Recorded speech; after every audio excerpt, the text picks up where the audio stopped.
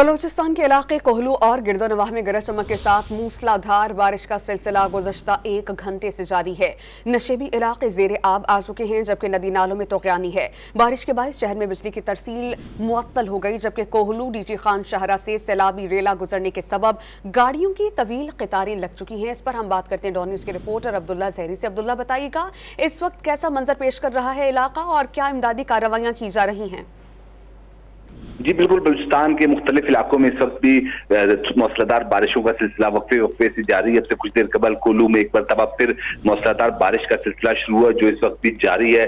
मकामी जिला इंतजामिया के मुताबिक रिशिबी इलाके ज़ेरे-आब आ चुके हैं, जबकि इलाके से तंगा नदी से सैलाबी रेला गुजरने के बायस कोलू डीजी खान रोड शाहरा मुकम्मल बंद हो चुकी है, जिसके बायस गाड़ियों की लंबी कतारें लग चुकी है। इसके साथ साथ कोलू शहर में मौसलाधार बारिश के साथ ही तमाम फीडर स्ट्रिप कर गए, जिसकी वजह से बिजली की फराहमी भी मुअत्तल है। जिला इंतजामिया, PDM समेत दीगर रेस्क्यू अदारे इस वक्त कोलू के मुख्तलिफ मकामात और जो देहात है वहाँ पे विजिट कर रहे हैं और मुआयना किया जा रहा है कि कोई जानी या माली नुकसान ना हो। जी बहुत शुक्रिया अब्दुल्ला ज़हरी।